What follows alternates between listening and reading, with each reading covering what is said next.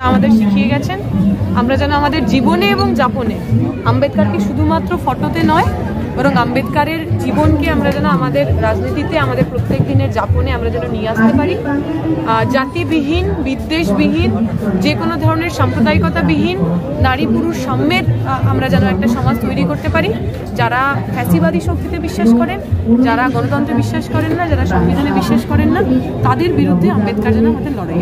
দিদি, আমার দিক দিয়ে প্রশ্ন থাকছে, তিলোত্তমার ঘটনার পর রাজ্য সরকারের তরফ থেকে নবজাগরণ বলে একটা স্টেপ নেওয়া হয়েছিল, সেটা কতটা যুক্তিসম্মত বলে আপনার মনে হয়?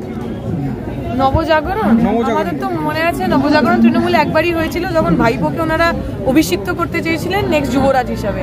তারপরে আর নবজাগরণ বা কোনো জাগরণই কোথাও কিছু হয়নি। যে নবজাগরণ হয়েছিল সেটা পশ্চিমবঙ্গের মানুষ 14ই আগস্ট থেকে রাস্তায় দেখিয়েছেন, যে নবজাগরণ দ্রোহের, যে নবজাগরণ প্রশ্নের। ডাক্তারদের সঙ্গে বৈঠকের পর দেখা গেছে ডায়মন্ড হারবারে অভিষেক ব্যানার্জি একটি চিকিৎসা ব্যবস্থা নিয়ে নতুন মডেল তৈরি করতে চাইছেন, সে বিষয়ে একটা মত প্রকাশ করেছেন। সেটা তার ব্যাপারে আপনার বক্তব্যটা কি থাকছে?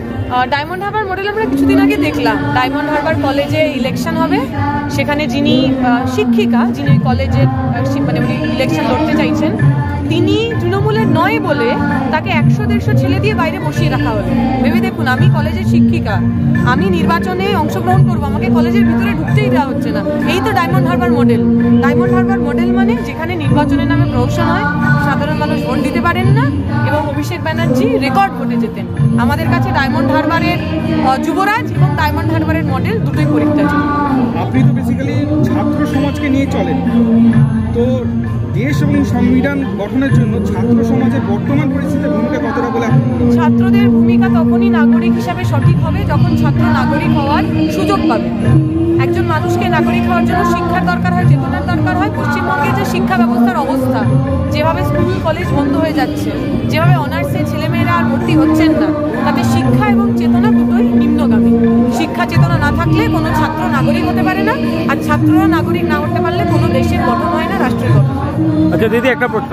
আমরা যেভাবে দেখতে পাচ্ছি বাংলাদেশ ইস্যুতে সাম্প্রদায়িক ইস্যু ঘটছে, হিন্দু মুসলমান বইমেলায় এসেছেন, বই কি সত্যি সম্ভব? বই পড়ে এই হিন্দু মুসলমান যে সাম্প্রদায়িক দাঙ্গা চলছে ঘটানো? আমার ছোটবেলায় মনে আছে, আমাদের একটা আদাব বলে গল্প ছিল আমাদের পাঠ্যপুস্তকে, যেখানে হিন্দু মুসলিম দাঙ্গার সময় দুটো লোকের কথোপকথন হয়, যে দুটো লোকই ভয়ে পালিয়ে রয়েছেন, তার মধ্যে একজন হিন্দু একজন মুসলমান।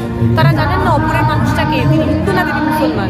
তার ওই পুরো কথোপকথনে আপনি বুঝবেন আসলে আপনি মন্দিরে যান না মসজিদে যান, তার চেয়ে অনেক বেশি গুরুত্বপূর্ণ গরিব মানুষের বেঁচে থাকা, গরিব মানুষের পেটের ভাত। আমরা ভাতের রাজনীতি করি, আমরা ভাতের লড়াই করি।